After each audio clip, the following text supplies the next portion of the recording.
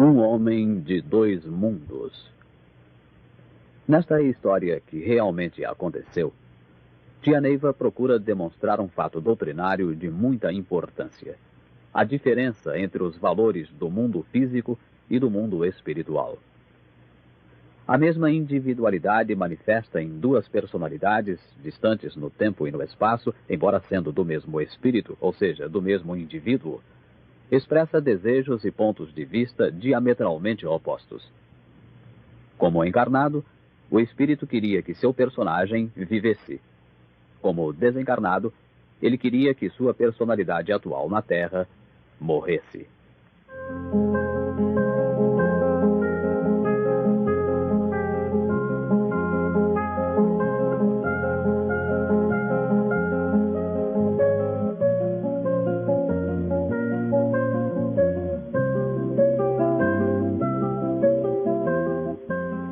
A Casa Grande repousava após mais um dia de agitada atividade.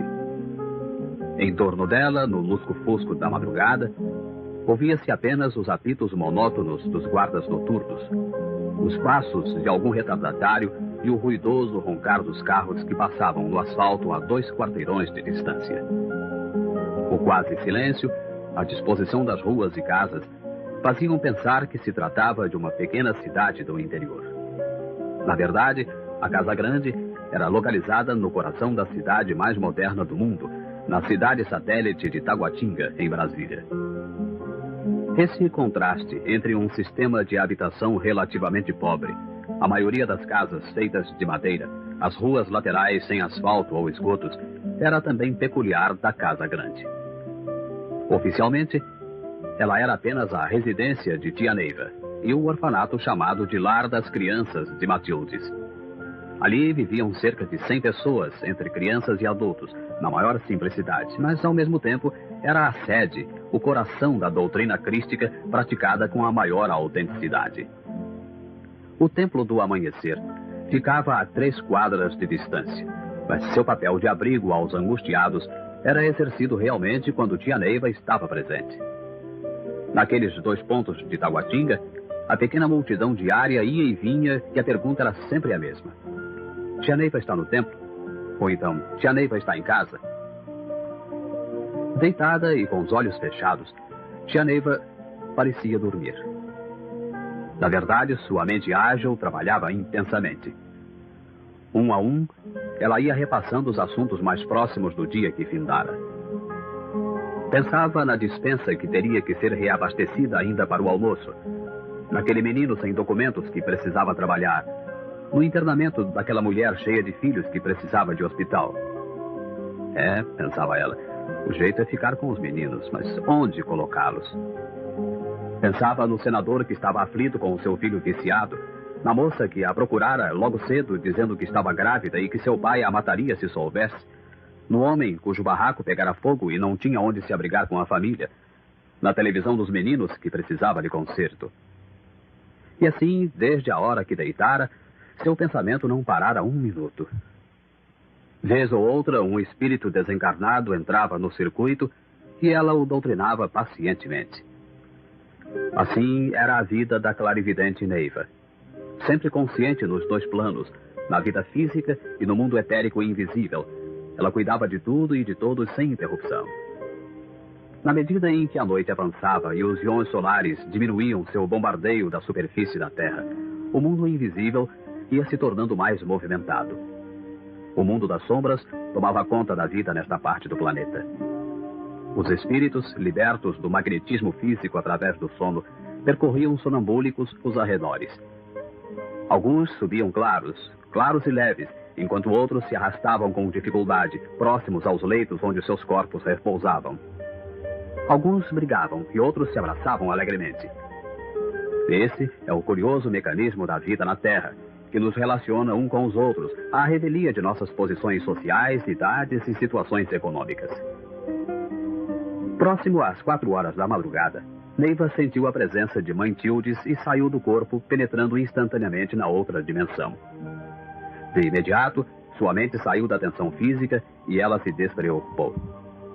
Assim acontecia todas as noites, todas as madrugadas. Enquanto perpassava os problemas através do mecanismo psicológico, sua ansiedade era grande.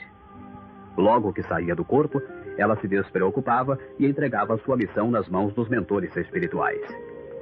A partir desse momento, ela assumia com docilidade o papel de clarividente, a serviço do pai, e sabia que iriam começar a surgir as soluções. O mundo, para ela, visto de dentro ou de fora do corpo, embora o mesmo, se apresentava muito diferente. E assim, após sorridente troca de cumprimentos, Mãe Tildes e Neiva saíram em direção ao trabalho, o mundo cabalístico, onde seriam solucionados os problemas dos que buscavam a corrente em busca de auxílio. Tantas vezes esse fato se repete que, para Neiva, tudo é natural.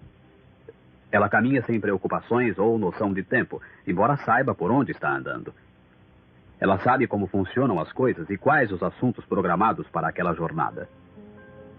Mas o comando está nas mãos dos seus mentores, e ela aproveita para o relaxamento mental indispensável. Enquanto isso, seu corpo entra em repouso completo. As etapas do caminho são demarcadas pela variação na luz e na iluminação, mas a jornada segue controlada pelas vibrações de capela. Logo em seguida, elas se encontraram com Amanto, o capelino responsável pelas jornadas de Neiva nos mundos etéricos. Depois dos cumprimentos de costume, o trio prosseguiu na missão daquela noite. Chegaram à Torre de Marcela, um conjunto arquitetônico situado no limiar do Canal Vermelho. O Canal Vermelho é uma casa transitória para a readaptação de espíritos portadores de ideias e superstições em torno da reencarnação. Ele é caracterizado pelo fato específico de que os médiuns, durante seu sono na Terra, podem trabalhar no Canal Vermelho, levando consigo o fluido magnético animal de sua mediunidade. Na Torre de Marcela, existem os dispositivos habitacionais que podem ser comparados com as residências da Terra. Na aparência, essas casas são divididas como na Terra, mas, na verdade, elas são separadas umas das outras por campos de força. Um habitante de campo vibratório diferente não penetra, a não ser que o morador o permita. Pararam diante de uma dessas casas, e, nesse momento, Neiva se deu conta de que esse era um dos objetivos dessa viagem. A casa pertencia ao Dr. Marcondes com sua família. Tão pronto pararam, Neiva o avistou caminhando para eles, assim com um largo sorriso nos lábios, demonstrando tê-la reconhecido. Neiva permaneceu no limiar um pouco indecisa. Ela conhecia a lei que rege essa parte do mundo etérico e sabia que sua entrada dependeria dos donos da casa. Isso não acontece por cortesia ou educação, mas sim por uma questão de individualidade kármica. Cada espírito ou grupos de espíritos habita sua dimensão e tem seus privilégios. Por isso, ela ficou um pouco surpresa quando a esposa de Marcondes, uma senhora de uns 40 anos, mandou que eles entrassem. Entraram os três, mas para a família de Marcondes haviam entrado apenas Mãe Tildes e Neiva. Mãe Tildes era visível para eles por estar na aura de Neiva, o que por razões técnicas não estava acontecendo com Amanto, que era visto apenas por Neiva e Mãe Tildes. Passados os momentos de surpresa inicial, nos quais as exclamações de Marcondes eram ponteadas de ós, "Oh, tia Neiva, oh, Mãe Tildes, que bom vê-las aqui. Quanto pedi a Deus por isso." Marcondes, visivelmente emocionado, começou a falar, mas logo foi interrompido pela esposa. Sua voz traduzia alguma ansiedade e era palpável sua preocupação em dizer tudo de uma vez. "Já estou cansada de mandá-lo embora, tia Neiva", disse ela, "mas parece que ele está vacilando muito." "Eu sei disso, minha senhora", interrompeu Neiva. "Sou clarividente e sei o que está se passando com vocês, pois ainda vivo na Terra." Mãe Tildes voltou-se para Neiva e perguntou: "Ela sabe, fia?" Neiva acenou com a cabeça afirmativamente, e enquanto a senhora fazia menção de continuar falando, Marcondes exclamou em voz alta: "Oh, minha doce Mãe Tildes, a senhora que já é uma serva de Deus, tenha misericórdia de mim, alivie o meu sofrimento na Terra. Ajude a acabar com isso de uma vez. Aproveite que minha matéria já está cancerosa." "Pobre Marcondes", respondeu Mãe Tildes, "isso não depende de mim. mas sim do seu karma. Volte para seu suplício, porque ainda não terminou a sua pena. Voltou-se então para a esposa de Marcondes e continuou. Ora por ele, minha filha. Apenas mais algum tempo e ele estará com você. Tenha paciência. Marcondes então despediu-se da mulher e das visitantes e partiu para a terra sob os olhares consternados das 3 mulheres. Logo em seguida, a simpática senhora convidou-os a se instalarem melhor, ela mesma se revestindo de um ar de tranquilidade. Pois é, tia Neiva, começou ela. Nós viemos do Engenho Velho, lá da Bahia. Mãe Tildes nos conhece bem, pois fomos vizinhas naquela feliz encarnação. Mãe Tildes acenou para a Neiva como a confirmar o que a senhora acabara de dizer. E ela continuou. Nesse tempo, Marcondes era dono de um engenho e recebemos em nosso lar 16 filhos, todos filhos espirituais. Ah, como foi maravilhoso. Imagine, tia Neiva, que todos eles haviam sido, em encarnações anteriores, tremendos vikings. Vikings eram antigos guerreiros navegadores que fizeram expedições de conquistas entre os anos 800 e 1100 no norte da atual Inglaterra e toda a região circunvizinha. Eles eram considerados ferozes guerreiros, usavam cabelos compridos e barbas longas, geralmente eram ruivos avermelhados. Seus barcos tinham esculpidas nas proas cabeças de dragões e suas legendárias figuras são sempre vinculadas a heroísmos e guerras. Oh, meu Deus, como eles eram caprichosos e sanguinários. Mas a feliz oportunidade dessa encarnação junto a Marcondes, em nosso lar cheio de amor, tornou possível transformar aqueles terríveis vikings nos atuais cavaleiros de Oxóssi.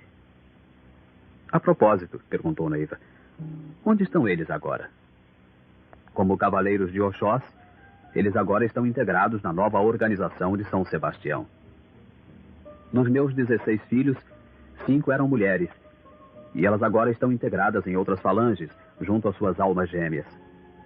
Esta mansão, porém, continua sendo o lar delas, o nosso lar.